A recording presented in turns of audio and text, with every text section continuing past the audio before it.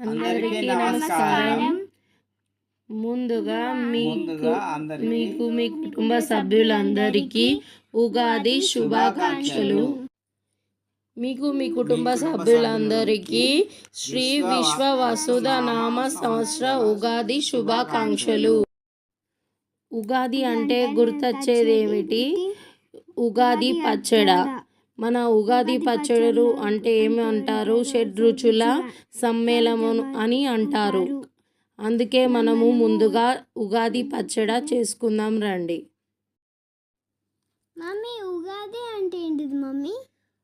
ఉగాది అంటే తీపి, పులుపు, ఒగరు, ఉప్పు, కారం, చేదు ఇవన్నీ కలిసినయే మన షడ్రుచులు అంటారు నాన్న.